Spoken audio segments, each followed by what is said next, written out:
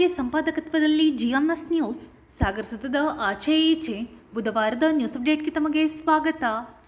ಮುಖ್ಯಾಂಶಗಳು: ಮಳೆಯಿಂದ ಮನೆ ಕಳೆದುಕೊಂಡ ಕುಟುಂಬಕ್ಕೆ ತಕ್ಷಣ ಪರಿಹಾರ ನೀಡಿ, ಅಧಿಕೃತ ಅನಧಿಕೃತ ಭೇದ ಭಾವ ಮಾಡಬೇಡಿ, ಪರಿಹಾರ ವಿಳಂಬವಾದರೆ ಹೋರಾಟದ ಎಚ್ಚರಿಕೆ ನೀಡಿದ ರೈತ ಸಂಘ.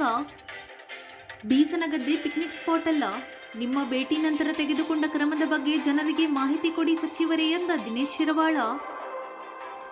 ಆನಂತುರಂಗೆ ಸಾಹಿತಿ ಕುಂ ವೀರಭದ್ರಪ್ಪ ಭೇಟಿ, ಸಂಘಟನೆಗಳಿಂದ ಸನ್ಮಾನ. ಶಿಕ್ಷಕರಿಗೆ ಆಡಳಿತಾತ್ಮಕ ತರಬೇತಿ ಅಗತ್ಯ ಎಂದ ಕ್ಷೇತ್ರ ಶಿಕ್ಷಣಾಧಿಕಾರಿಗಳು. ಈಗ ಸುದ್ದಿಯ ವಿವರ. ಮಳೆಯಿಂದ ಮನೆ ಕಳೆದುಕೊಂಡವರಿಗೆ ಅನಧಿಕೃತ ಅಧಿಕೃತ ಎಂಬ ಭೇದ ಭಾವ ಮಾಡದೆ 5 ಲಕ್ಷ ರೂಪಾಯಿ ಪರಿಹಾರ ತಕ್ಷಣ ನೀಡಬೇಕು ಎಂದು ರೈತ ಸಂಘದ ಜಿಲ್ಲಾಧ್ಯಕ್ಷ ದಿನೇಶ್ ಶಿರವಾಳ ಮನವಿ ಮಾಡಿದ್ದಾರೆ. ಬುಧವಾರ ಸುದ್ದಿಗೋಷ್ಠಿಯಲ್ಲಿ ಮಾತನಾಡಿದ ಅವರು, ಈ ಪ್ರಕೃತಿ ವಿಕೋಪದಿಂದ ಮನೆ ಕಳ್ಕೊಂಡವರಿಗೆ ಪರಿಹಾರದ ವಿಚಾರವಾಗಿ ನಾವು ಸರ್ಕಾರಕ್ಕೆ ಕೆಲವು ಒತ್ತಾಯವನ್ನ ಮಾಡ್ತಾ ಇದ್ದೇವೆ. ಮತ್ತೆ 2020-21ನೇ ಸಾಲಿನಲ್ಲಿ ಮನೆ ಕಳ್ಕೊಂಡಂತ ಫಲಾನುಭವಿಗಳೇನಿದ್ದಾರೆ ಅಂದ್ರೆ ಸರ್ಕಾರದ ಏನು ಯೋಜನೆಯ ಫಲಾನುಭವಿಗಳು 5 ಲಕ್ಷ ಯೋಜನೆಯನ್ನ ಸರ್ಕಾರ ಘೋಷಣೆ ಮಾಡಿತ್ತು. ಪೂರ್ಣ ಪ್ರಮಾಣದ ಮನೆ ಹಾನಿ ಆದ್ರೆ ಆ ನಂತರದಲ್ಲಿ ಅಧಿಕೃತವಾಗಿ ದಾಖಲಾತಿಗಳಿದ್ದಂತ ಮನೆಗಾದ್ರೆ 5 ಲಕ್ಷ ಪರಿಹಾರದ ಹಣವನ್ನ ಘೋಷಣೆ ಮಾಡಿತ್ತು. ಅನಧಿಕೃತ ಮನೆಗಳಿಗೆ 95,100 ರೂಪಾಯಿ ಒಂದ್ ಕಂತಿನ ಪರಿಹಾರವನ್ನ ಕೊಡ್ತಾ ಇತ್ತು. ಅಧಿಕೃತ ಮನೆಗಳಿಗೆ 5 ಕಂತಲ್ಲಿ 5 ಲಕ್ಷ ಕೊಡ್ತಾ ಇತ್ತು. ಅನಧಿಕೃತ ಮನೆಗಳಿಗೆ 95,100 ರೂಪಾಯಿ ಹಣವನ್ನ ಒಂದೇ ಕಂತಲ್ಲಿ ಕೊಡ್ತಾ ಇದ್ರು. ಮತ್ತೆ ತುರ್ತಾಗಿ 10,000 ರೂಪಾಯಿಗಳನ್ನ ಆ ಕ್ಷಣದಲ್ಲಿ ಹೋಗಿ ಕೊಡ್ಬೇಕು ಅನ್ನೋ ಒಂದು ಮಾರ್ಗಸೂಚಿಯನ್ನ ಸರ್ಕಾರ ಬಿಡುಗಡೆ ಮಾಡಿತ್ತು. ಆದ್ರೆ ಹಿಂದಿನ ಸಂದರ್ಭದಲ್ಲಿ ತುರ್ತು ಪರಿಹಾರವನ್ನ ಬಹಳ ವಿಳಂಬವಾಗಿ ಕೊಟ್ಟಿದ್ರು. ಅಂದ್ರೆ ಹಿಂದಿನ ವರ್ಷ ನಮ್ಮ ಮಾಜಿ ಶಾಸಕರು ಇದ್ದಂತ ಸಂದರ್ಭದಲ್ಲಿ ಅವರು ಕ್ಷೇತ್ರದಲ್ಲಿ ಇರ್ಲಿಲ್ಲ. ಹಿಂದಿನ ತಹಶೀಲ್ದಾರ್ ಗಮನಕ್ಕೂ ನಾನು ತಂದಿದ್ದೆ.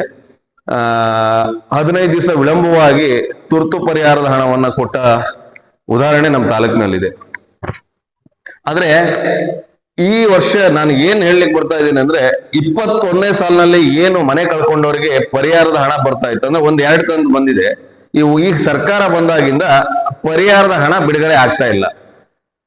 ಅದನ್ನ ನಂಬಿಕೊಂಡು ಸಾಲ ಮಾಡ್ಕೊಂಡು ಬಂಗಾರ ಅಡಮಾನ ಸಾಲ ತಂದು ಬಡ್ಡಿ ಸಾಲ ತಂದು ಮನೆ ನಿರ್ಮಾಣ ಮಾಡ್ಕೊಂಡಿದ್ದಾರೆ. ಅವರಿಗೆ ಇವತ್ತು ಹೊರೆ ಆಗ್ತದೆ, ಮತ್ತೆ ಬಹಳ ಸಂಕಷ್ಟದಲ್ಲಿದ್ದಾರೆ.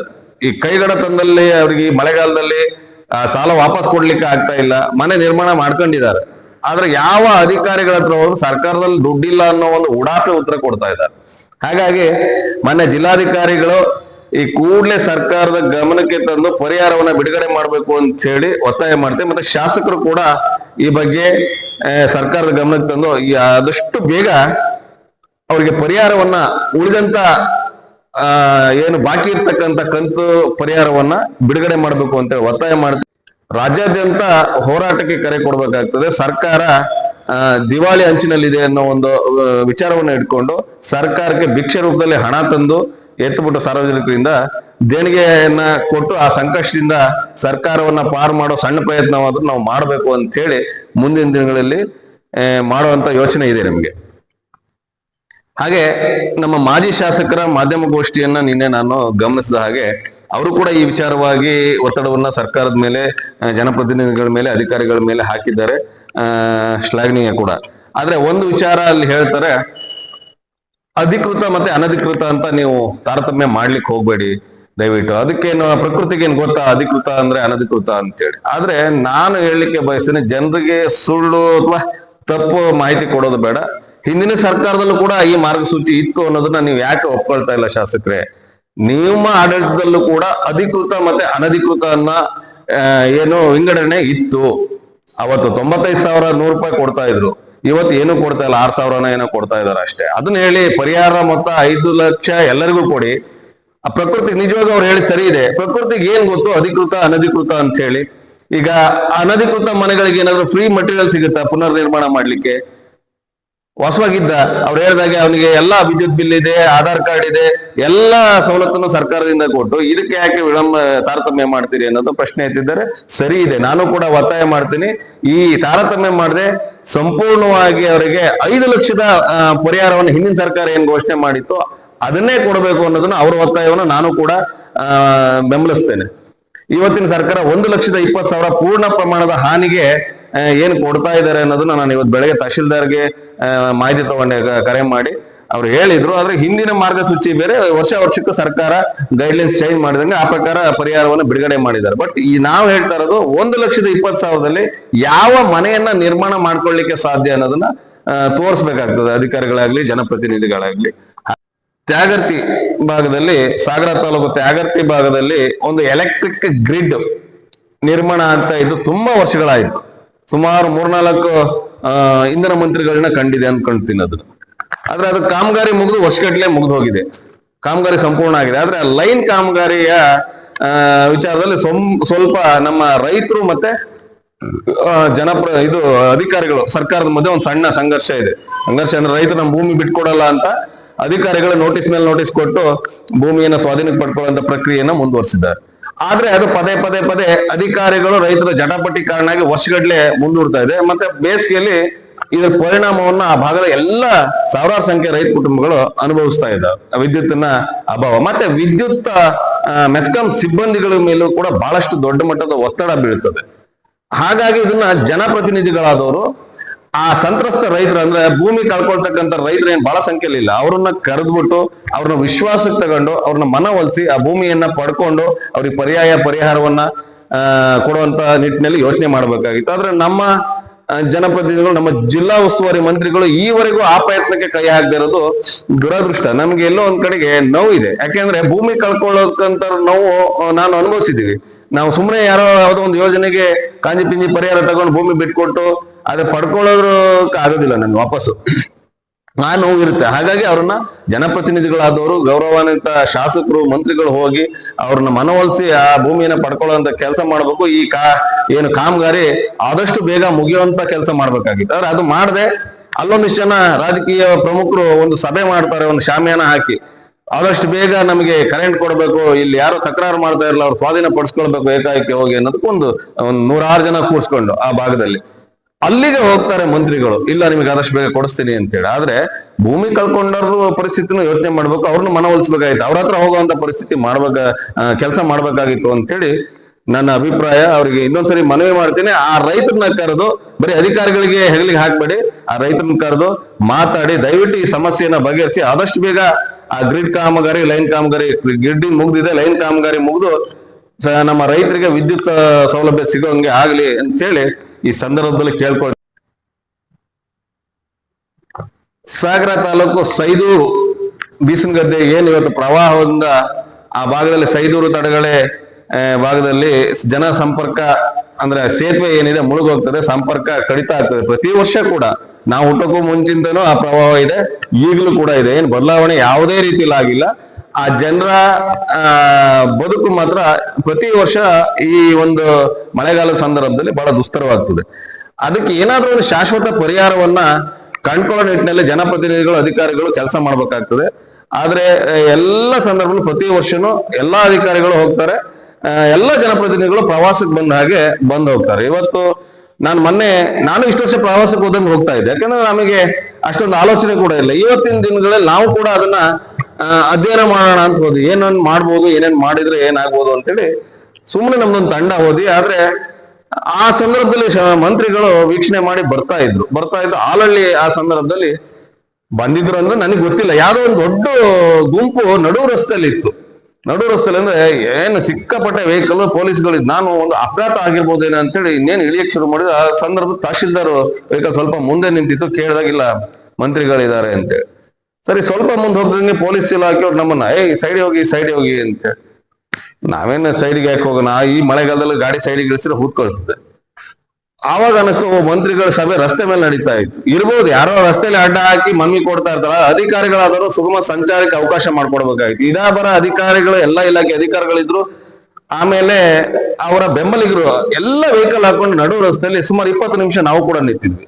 ದಯವಿಟ್ಟು ಮಂತ್ರಿಗಳಿಗೆ ಹೇಳ್ತೀನಿ, ಇನ್ನು ಮುಂದಿನ ದಿನಗಳಲ್ಲಿ ಈ ರೀತಿ ರಸ್ತೆ ಮೇಲೆ ಹಾಕೋಬೇಡಿ, ಎಲ್ಲಾದ್ರೂ ಒಂದು ಸ್ಥಳ ಮಾಡ್ಕೊಂಡು ಅಲ್ಲೇ ಅಹವಾಲನ್ನು ಸ್ವೀಕಾರ ಮಾಡಿ. ಇದು ದಯವಿಟ್ಟು ಇದ್ರ ಟೀಕೆ ಅಂತ ಭಾವಿಸದೆ ನಮ್ಮ ಸಲಹೆ ಅಂತೇಳಿ ತಗೊಳ್ಬೇಕು ಅಂತ ಹೇಳಿ ಈ ಮೂಲಕ ಮನವಿ ಮಾಡ್ತೀನಿ. ಮತ್ತೆ ನಿಮ್ಮ ಯೋಜನೆ ಏನಿದೆ, ಈಗ ವೀಕ್ಷಣೆ ಮಾಡಿ ಬಂದ್ರೆ, ಮಂತ್ರಿ ಆಗಿ ಮೊದಲನೇ ಬಾರಿ ವೀಕ್ಷಣೆ ಮಾಡಿದ್ರಿ, ಮೊದಲು ಶಾಸಕರಾಗಿ ವೀಕ್ಷಣೆ ಮಾಡಿದ್ರಿ, ಮೊದಲೇ ಮುಖ್ಯಮಂತ್ರಿ ಮಗನಾಗಿ ವೀಕ್ಷಣೆ ಮಾಡಿದಿರಿ.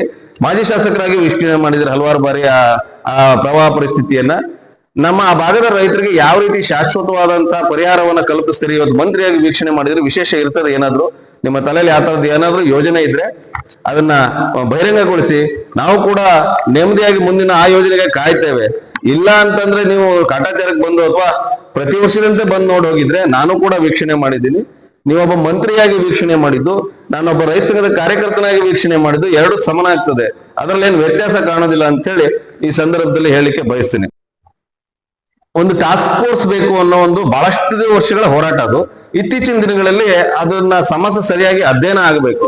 ಅಧ್ಯಯನ ಆದಾಗ ಸುಪ್ರೀಂ ಕೋರ್ಟ್ ಅಲ್ಲಿ ಆ ಇರ್ತಕ್ಕಂತ ವ್ಯಾಜ್ಯಕ್ಕೆ ಸರಿಯಾದ ವಾದನ ಮಂಡನೆ ಮಾಡ್ಲಿಕ್ಕೆ ಸರ್ಕಾರಕ್ಕೆ ಸಾಧ್ಯ ಆಗ್ತದೆ ಅನ್ನೋ ವಿಚಾರದಲ್ಲಿ ಹಲವಾರು ಹೋರಾಟಗಾರರು ನೈಜ ಪರಿಸ್ಥಿತಿಯನ್ನು ಅಧ್ಯಯನ ಮಾಡ್ಲಿಕ್ಕೆ ಒಂದು ವಿಶೇಷ ಜಿಲ್ಲಾಧಿಕಾರಿಗಳ ನೇತೃತ್ವದ ಸಮಿತಿಯನ್ನು ರಚನೆ ಮಾಡಿ ಅಂತ ಸರ್ಕಾರಕ್ಕೆ ಒತ್ತಾಯ ಮಾಡಿದ್ರು. ನಾನು ಕೂಡ ಒಂದೆರಡು ಬಾರಿ ಮುಖ್ಯಮಂತ್ರಿಗಳನ್ನ ಈ ವಿಚಾರವಾಗಿ ಭೇಟಿ ಮಾಡಿದ್ದೆ, ನೇರವಾಗಿ ಅವರಿಗೆ ಈ ವಿಚಾರ ಮನವಿ ಕೂಡ ಮಾಡಿದ್ದೆ.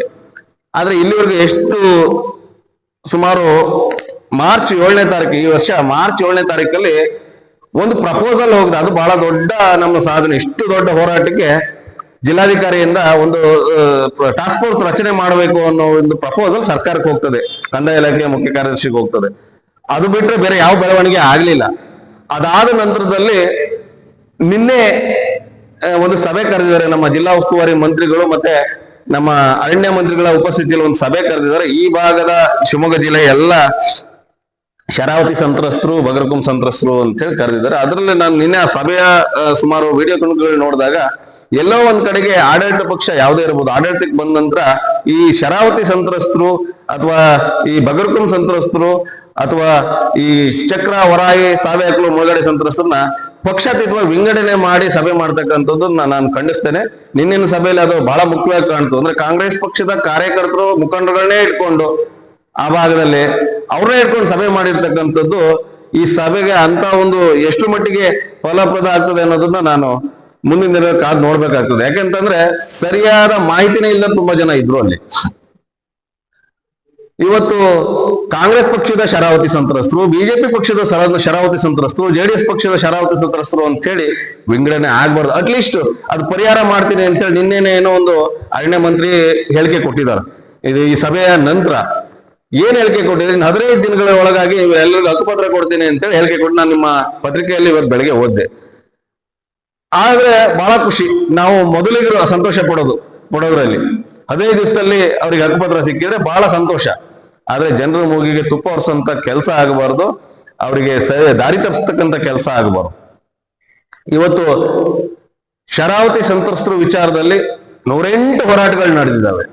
ಯಾವ ಹೋರಾಟ, ಇವರು ಹೋರಾಟ ನಡೆದ ತಕ್ಷಣ ಒಂದು ಸಭೆ ಮಾಡ್ತಾರೆ. ಸರ್ಕಾರದ ಕೆಲವು ಅಧಿಕಾರಿಗಳು ಇರಿಸ್ಕೊಂಡು ಅಥವಾ ಯಾವುದೋ ಒಂದು ಮಂತ್ರಿ ಸಭೆ ಇಟ್ಕೊಂಡು ಒಂದಿಷ್ಟು ಜನ ಈ ಭಾಗದ ಅವ್ರಿಗೆ ಬೇಕಾದಂತ ಯಾರೋ ಕಾರ್ಯಕರ್ತರು ಕರ್ಕೊಂಡು ಸಭೆ ಮಾಡ್ತಾರೆ. ಆದ್ರೆ ಒಂದು ಸಭೆಯನ್ನು ಪ್ರೊಸೀಡಿಂಗ್ಸ್ ಮಾಡಿಲ್ಲ. ಗಮನ ಇಟ್ಟು ಕೇಳಿ, ಒಂದು ಸಭೆಯ ನಡವಳಿ ಇಲ್ಲ. ನಿನ್ನೆ ಸಭೆಯ ನಡವಳಿ ಆಗಿದೆಯಾ ಅನ್ನೋದನ್ನ ನಾನು ಈ ಮೂಲಕ ಪ್ರಶ್ನೆ. ಗೋಷ್ಠಿಯಲ್ಲಿ ಡಾಕ್ಟರ್ ರಾಮಚಂದ್ರಪ್ಪ ಮನೆಗಟ್ಟ, ಶಿವು ಮೈಲಾರಿಕೊಪ್ಪ, ಜಗದೀಶ್ ಕುಮಾರ್, ರಾಮಚಂದ್ರ, ಚಂದ್ರು ಪೂಜಾರಿ ಇನ್ನಿತರರು ಹಾಜರಿದ್ದರು. ಕರ್ನಾಟಕದಲ್ಲಿ ಮಲೆನಾಡು ಪ್ರದೇಶಗಳಾದ ಶಿವಮೊಗ್ಗ, ಸಾಗರ, ಆನಂದಪುರ, ಹೊಸನಗರ ಇನ್ನಿತರೆ ಪ್ರದೇಶಗಳು ಇಲ್ಲದೆ ಕರ್ನಾಟಕವನ್ನು ಊಹಿಸಿಕೊಳ್ಳಲು ಸಾಧ್ಯವಿಲ್ಲ ಎಂದು ಸಾಹಿತಿ ಕುಂ ವೀರಭದ್ರಪ್ಪ ತಿಳಿಸಿದರು. ಸಾಗರ ತಾಲೂಕಿನ ಆನಂದಪುರಂಗೆ ಮಂಗಳವಾರ ಭೇಟಿ ನೀಡಿದಾಗ ಸಾಹಿತ್ಯ ಪರಿಷತ್ ಹೋಬಳಿ ಘಟಕ, ಕನ್ನಡ ಸಾಹಿತ್ಯ ಸಾಂಸ್ಕೃತಿಕ ವೇದಿಕೆ, ಇತಿಹಾಸ ಪರಂಪರೆ ಉಳಿಸಿ ಟ್ರಸ್ಟ್, ಆಟೋ ಚಾಲಕರು ಮಾಲೀಕರ ಸಂಘದ ವತಿಯಿಂದ ನೀಡಲಾದ ಅಭಿನಂದನೆ ಸ್ವೀಕರಿಸಿ ಅವರು ಮಾತನಾಡುತ್ತಿದ್ದರು. ಒಂದು ಭಾಗದಿಂದ ಇನ್ನೊಂದು ಭಾಗದ ಪ್ರಯಾಣಿಕರನ್ನ ಸಾಗಿಸೋದಿದೆಯಲ್ಲ, ಭಾಳ ಕಷ್ಟದ ಕೆಲಸ. ಅದನ್ನು ಅಂಥ ಮುಖ್ಯವಾಗಿರ್ತಕ್ಕಂಥ ಕೆಲಸವನ್ನು ಭಾಳ ಐತಿಹಾಸಿಕವಾಗಿರ್ತಕ್ಕಂಥ ಆನಂದಪುರದಲ್ಲಿ ಮಾಡ್ತಾ ಇದ್ದಾರೆ. ನಮ್ಮ ರವಿಯವರು ಅದನ್ನು ಭಾಳ ಸಂಕ್ಷಿಪ್ತವಾಗಿ ಮತ್ತು ನಮ್ಮ ಹೃದಯಕ್ಕೆ ಮುಟ್ಟುವಂತ ಹೇಳಿದ್ದಾರೆ. ಭಾಳ ಮುಖ್ಯವಾಗಿರ್ತಕ್ಕಂಥ ಸ್ಥಳ ಇದು. ಇಲ್ಲಿ ಅನೇಕ ಸಾರಿ ಬರ್ತಾ ಇದ್ದಾರೆ. ಈ ಆನಂದಪುರ ಮತ್ತು ಸಾಗರ ಈ ಮಲೆನಾಡಿನ ಭಾಗವನ್ನು ಇಲ್ಲದೇ ಇರತಕ್ಕಂಥ ಕರ್ನಾಟಕವನ್ನು ಉಳಿಸ್ಕೊಳ್ಳೋಕೆ ಸಾಧ್ಯ ಇಲ್ಲ. ಪರಂತು ಕರ್ನಾಟಕ ಜನ್ಮ ಮಾನವಸ್ಯ ಚವ ಪಶೋಹ ವ್ಯಂಗ್ಯಸ್ಯ ಚವ ಜಂತೋ ವೃಕ್ಷ ಪಾಷಾಣ ಯುವರಪಿ ಅಂತ ಹೇಳ್ತಾರೆ. ಈ ಕರ್ನಾಟಕದಲ್ಲಿ ಹುಟ್ಟಲಿಕ್ಕೆ ಪುಣ್ಯ ಮಾಡಿರ್ಬೇಕು, ಸುಲಭಲ್ಲ ಇದು. ಅದರಲ್ಲಿ ಶಿವಮೊಗ್ಗ ಜಿಲ್ಲೆಯಲ್ಲಿ ಹುಟ್ಟಕ್ಕೆ ಇನ್ನೂ ಪುಣ್ಯ ಮಾಡಿರ್ಬೇಕಲ್ವಾ. ಅದು ಆನಂದಪುರ, ಹೊಸನಗರ, ಮಾಸ್ತಿಕಟ್ಟೆ, ಈ ಕಡೆ ಸಾಗರ ಕೆಳದಿ ಈ ಕರ್ನಾಟಕಕ್ಕೆ ಶಿವಾಜಿ ಅಂತಕ್ಕಂಥ ಒಬ್ಬ ಶಕ್ತಿಯುತವಾಗಿರ್ತಕ್ಕಂಥ ಒಬ್ಬ ನಾಯಕನನ್ನು ಸೋಲಿಸಿದ ಕೀರ್ತಿ ಎಲ್ಲಿದೆ ಅಂದರೆ ಈ ಭಾಗದಲ್ಲಿ ಕೆಳದಿ ಚೆನ್ನಮ್ಮ. ಆಮೇಲೆ ರಾಜಾರಾಮ್ ಅಂತಕ್ಕಂಥ ಆಶ್ರಯ ನೀಡಿದ್ದು ಅಲ್ವಾ ಅಂತ ರಾಜಾರಾಮ್ ಅಂತರಿಗೆ ಆಶ್ರಯ ನೀಡಿದ್ದು ನಮ್ಮ ಕನ್ನಡಿಗರ ಔದಾರ್ಯ ಅದು.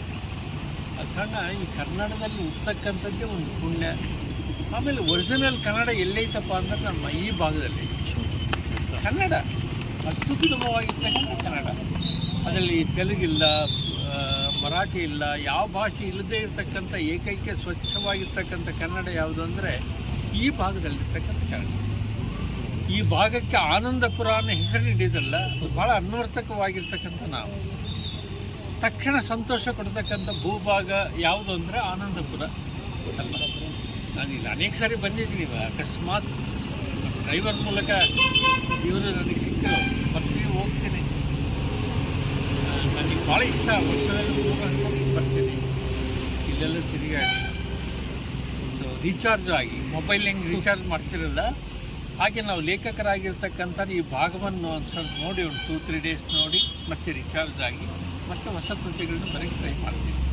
ಆಮೇಲೆ ನನಗೆ ಶಂಕರ್ನಾಗ್ ಭಾಳ ಹತ್ತಿರ ಇದೆ.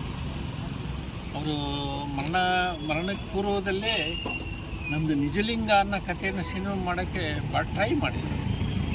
ಇಲ್ಲಿಂದ ಹೋದರು, ಮಾನು ಅಂತ ಇಂಗ್ಲೀಷ್ ಪ್ರೊಫೆಸರು, ಅವರು ದಾವಣಗೆರೆ ಅಕಸ್ಮಾತ್ ತೀರ್ಕೊಂಡು. ಆಮೇಲೆ ಈ ಶ್ರಮಜೀವಿಗಳ ಬಗ್ಗೆ ಭಾಳ ಗೌರವ ಇದ್ದಂಥ ವ್ಯಕ್ತಿ ನಮ್ಮ ಶಂಕರ್ನಾಗ್. ಅವ್ರ ಅಣ್ಣಗಿಂತ ಭಾಳ ಡಿಫ್ರೆಂಟ್ ಆಗಿದ್ದಂಥ ವ್ಯಕ್ತಿ ಅಲ್ಲ. ಆಮೇಲೆ ಅನೇಕ ಸಾರಿ ಅಂಕೋಲದ ಹತ್ರ ಹೋದಾಗ ಅವ್ರ ಊರಿದೆ, ಅಲ್ಲಿಗೆಲ್ಲ ಹೋಗಿದ್ದೀನಿ, ಅವ್ರು ನೆನಪು ಮಾಡ್ಕೊಂಡಿದ್ದೀನಿ. ಆ ಹೆಸರಿನಲ್ಲಿ ನೀವು ಸಂಘಟಿಸಿ ಜಯ ಕರ್ನಾಟಕದ ಅಧ್ಯಕ್ಷರಿರುವುದೆಲ್ಲ ಅವರು ನನಗೆ ಭಾಳ ಒಂದು ಅರ್ಥದಲ್ಲಿ ಈಗಿಲ್ಲ, ಅವರು ಭೌತಿಕವಾಗಿ ಅವರು ಆದರ್ಶಪ್ರಾಯವಾಗಿರ್ತಕ್ಕಂಥ ಇದ್ದರು. ಅನೇಕ ಕಾದಂಬರಿಗಳಲ್ಲಿ ಅವ್ರ ವ್ಯಕ್ತಿತ್ವವನ್ನು ಬರೆದಿ ಭಾಳ ಸಂತೋಷ ಆಗ್ತಾಯಿದೆ. ಇಂಥ ಒಬ್ಬ ಫ್ರೆಂಡ್ ಜೊತೆಗಿದ್ದಾರೆ. ಬಿಡಿ ರವಿಕುಮಾರ್, ಜಿಯಾವುಲ್ಲಾ, ಗೋಪಾಲ್, ಜಗನ್ನಾಥ್ ಆರ್, ಪವನ್ ಕುಮಾರ್, ರಾಘವೇಂದ್ರ, ಗುರುಪ್ರಸಾದ್, ವೆಂಕಟೇಶ್ ಚಂದಳ್ಳಿ, ರಾಘವೇಂದ್ರ ಆಚಾರ್ಯ, ಸುಬ್ರಹ್ಮಣ್ಯ, ನಾಗರಾಜ್, ಟಿಪ್ಪು ಇನ್ನಿತರರು ಈ ಸಂದರ್ಭದಲ್ಲಿ ಉಪಸ್ಥಿತರಿದ್ದರು. ಮಕ್ಕಳಿಗೆ ಗುಣಾತ್ಮಕ ಶಿಕ್ಷಣ ನೀಡುವಲ್ಲಿ ಶಿಕ್ಷಕರ ಪಾತ್ರ ಪ್ರಮುಖವಾಗಿದೆ. ಶಿಕ್ಷಕರು ಮಕ್ಕಳ ಶೈಕ್ಷಣಿಕ ಭವಿಷ್ಯ ರೂಪಿಸಲು ಸದಾ ಸನ್ನದ್ಧರಾಗಿರಬೇಕು ಎಂದು ಕ್ಷೇತ್ರ ಶಿಕ್ಷಣಾಧಿಕಾರಿ ಪರಶುರಾಮಪ್ಪ ತಿಳಿಸಿದರು. ಸಾಗರ ತಾಲೂಕಿನ ಯಡಚೆಗಳಮನೆ ಇಕ್ಕೇರಿ ಪ್ರೌಢಶಾಲೆಯಲ್ಲಿ ಆವಿನಹಳ್ಳಿ ಹೋಬಳಿ ಶಿಕ್ಷಕರಿಗಾಗಿ ಶಾಲಾ ಶಿಕ್ಷಣ ಇಲಾಖೆ ಆಯೋಜಿಸಿದ್ದ ಆಡಳಿತಾತ್ಮಕ ತರಬೇತಿ ಕಾರ್ಯಕ್ರಮ ಉದ್ಘಾಟಿಸಿ ಅವರು ಮಾತನಾಡುತ್ತಿದ್ದರು. ನಮ್ಮ ಶೈಕ್ಷಣಿಕ ವ್ಯವಸ್ಥೆಯನ್ನು ಇನ್ನೊಂದಿಷ್ಟು ಗಟ್ಟಿಗೊಳಿಸಬೇಕು. ಈಗಿರುವ ಅಭಿಪ್ರಾಯಗಳು ಏನುಂಟು, ಅಲ್ಲಿ ಯಾವೆಲ್ಲ ನಾವು ಚಟುವಟಿಕೆಗಳನ್ನು ಶಾಲಾ ಹಂತದಲ್ಲಿ ಮಾಡಿಕೊಂಡು ನಮ್ಮ ಶಾಲಾ ಮಕ್ಕಳ ಕಲಿಕೆ ಏನಿದೆ ಆ ಕಲಿಕೆಯನ್ನು ಒಂದಿಷ್ಟು ಸದೃಢಗೊಳಿಸಲಿಕ್ಕಾಗಿ ನಾವು ಚಟುವಟಿಕೆಗಳನ್ನು ನಾವು ಆರಂಭ ಮಾಡ್ಕೊಂಡಿದ್ದೀವಿ. ಇದೆಲ್ಲ ನೋಡುವಂಥ ಸಂದರ್ಭಗಳಲ್ಲಿ ನಾವು ನಮ್ಮ ತಲೆಯಲ್ಲಿ ಒಂದಿಷ್ಟು ವಿಚಾರಗಳಿರಬೇಕು. ವಾಟ್ ಇಸ್ ಏನು ನಡೀತಾ ಉಂಟು, ನಮ್ಮ ಶಾಲೆಗಳು ಸಾರ್ವಜನಿಕರ ಆಶಯ, ಇಲಾಖೆಯ ಆಶಯಗಳು, ಪೇರೆಂಟ್ಸಿನ ಎಕ್ಸ್ಪೆಕ್ಟೇಷನು, ಮತ್ತು ಈ ಯುಗ, ಈ ಕಾಂಟೆಂಪರರಿ ವರ್ಲ್ಡ್ ಇದೆಯಲ್ಲ, ಆ ಕಾಂಟೆಂಪರರಿ ವರ್ಲ್ಡಲ್ಲಿ ಒಬ್ಬ ವಿದ್ಯಾರ್ಥಿ ತನ್ನ ಭವಿಷ್ಯವನ್ನು ಕಟ್ಟಿಕೊಳ್ಳಲಿಕ್ಕೆ ಅವನು ಅಣಿಯಾಗಲಿಕ್ಕೆ ಏನೆಲ್ಲ ಭೂಮಿಕೆಗಳು ಬೇಕು, ಅವನಿಗೆ ಫೌಂಡೇಶನ್ಸ್ ಏನೆಲ್ಲ ಬೇಕು ಪ್ರಾಥಮಿಕ ಹಂತದಲ್ಲಿ, ಅವುಗಳನ್ನು ಒದಗಿಸಲಿಕ್ಕೆ ನಾವು ನೆರವಾಗ್ತಾ ಇದ್ದೀವ ಅನ್ನೋದನ್ನು ನಾವು ನೋಡಬೇಕಿದೆ. ಅದು ಇಂಪಾರ್ಟೆಂಟ್ ಆಗಿದೆ. ಪ್ರಾಥಮಿಕ ಹಂತ ತುಂಬಾ ಇಂಪಾರ್ಟೆಂಟ್. ಫೌಂಡೇಶನ್ ಲೆವೆಲ್ ಇದೆಯಲ್ಲ ಅದು ತುಂಬಾ ಇಂಪಾರ್ಟೆಂಟ್. ಫೌಂಡೇಶನಲ್ ಲೆವೆಲಲ್ಲಿ ನಾವು ಮಕ್ಕಳನ್ನ ಅವರನ್ನು ಶೈಕ್ಷಣಿಕವಾಗಿ ಅವರು ಕಲಿಯುವಂಥ ಎಲ್ಲ ವಿಷಯಗಳೇನುಂಟು ಆ ವಿಷಯಗಳಲ್ಲಿ ಫಂಡಮೆಂಟಲ್ಸ್ ಆಗಿ ಅವರನ್ನು ನಾವು ಒಂದಿಷ್ಟು ಎನ್ರಿಚ್ ಮಾಡ್ತಾ ಹೋದರೆ ಖಂಡಿತ ಅವರು ಆ ನೆಲೆಗಳನ್ನು, ಅವರ ಬದುಕನ್ನು, ಅವರ ದಾರಿಗಳನ್ನು ಅವರು ಕಂಡುಕೊಳ್ಳಲಿಕ್ಕೆ ನಮಗೆ ಅವಕಾಶ ಆಗುತ್ತೆ. ಇಲ್ಲ ಅಂತ ಸಂದರ್ಭದಲ್ಲಿ ಏನಾಗುತ್ತೆ ಅಂದರೆ ಪ್ರಾಥಮಿಕ ಹಂತದಲ್ಲೇ ಅವರಿಗೆ ಏನಾದರೂ ಕಲಿಕೆಯಲ್ಲಿ ತೊಂದರೆಗಳಾದರೆ, ಮತ್ತೆ ನಾವು ಆಲ್ರೌಂಡ್ ಡೆವಲಪ್ಮೆಂಟ್ ಅಂತ ಏನಿದ್ದೀವಿ, ಸರ್ವ ವಿಧದಲ್ಲಿ ಮಗು ಮಾನಸಿಕವಾಗಿ, ದೈಹಿಕವಾಗಿ, ಶೈಕ್ಷಣಿಕವಾಗಿ, ಆಸ್ಥೆಟಿಕ್ ಆಗಿ ಏನೆಲ್ಲ ಬೆಳಿಬೇಕು, ಯಾವ ನೆಲೆಗಳಲ್ಲಿ ಬೆಳಿಬೇಕು ಆ ನೆಲೆಗಳಲ್ಲಿ ಬೆಳೆದೇ ಇದ್ರೆ ಆ ಮಗು ತನ್ನ ಭವಿಷ್ಯನ ಕಟ್ಕೊಳ್ಳಿಕ್ಕೆ ಸಾಧ್ಯ ಇಲ್ಲ. ನಾವು ಆ ಇಲಾಖೆಯ ಆಶಯಗಳನ್ನು ಈಡೇರಿಸಿದಂತಾಗಲ್ಲ. ಜೊತೆಗೆ ಆಕ್ಚುಲಿ ಯೋಚನೆ ಮಾಡಬೇಕಾಗುತ್ತೆ, introspection ಒಳಬೇಕಾಗುತ್ತೆ. Am I doing the right thing? Am I reaching the expectation of the parents, people, pupils, society? ಇವೆಲ್ಲವೂ ನಾವು ಒಂದು ರೀತಿ ಎಕ್ಸ್ಪೆಕ್ಟೇಷನ್ಗೆ ನಾವು ನಮ್ಮನ್ನು ಇಂಟ್ರಾಸ್ಪೆಕ್ಷನ್ಗೆ ಒಳಪಡಿಸಬೇಕಾಗಿರುವಂಥ ಅವಶ್ಯಕತೆ ಬರುತ್ತೆ. ಇದನ್ನೆಲ್ಲ ನೋಡಿದಾಗ ಸಮನ್ವಯಾಧಿಕಾರಿ ಡಾಕ್ಟರ್ ಅನ್ನಪೂರ್ಣ ಮಾತನಾಡಿದರು. ಇಕ್ಕೇರಿ ಪ್ರೌಢಶಾಲೆ ಹಿರಿಯ ಶಿಕ್ಷಕ ಉಮೇಶ್ ಕಾರ್ಯಕ್ರಮದ ಅಧ್ಯಕ್ಷತೆ ವಹಿಸಿದ್ದರು. ಶಿಕ್ಷಣ ಸಂಯೋಜಕರಾದ ಉಮೇಶ್, ಶೇಖರಪ್ಪ, ವೇಟಿಸ್ವಾಮಿ, ಪ್ರಮುಖರಾದ ನಂದೀಶ್, ನಾಗರಾಜ್, ಶೀಲಾ, ಬಿಂದುಶ್ರೀ, ಗಂಗಮ್ಮ ಇನ್ನಿತರರು ಹಾಜರಿದ್ದರು. ಸಿಂಚನ ಮತ್ತು ಸಂಗಡಿಗರು ಪ್ರಾರ್ಥಿಸಿದರು. ಶ್ರೀಕಾಂತ್ ಸ್ವಾಗತಿಸಿದರು. ರಾಮಚಂದ್ರ ಹೆಗಡೆ ಕಾರ್ಯಕ್ರಮ ನಿರೂಪಿಸಿದರು.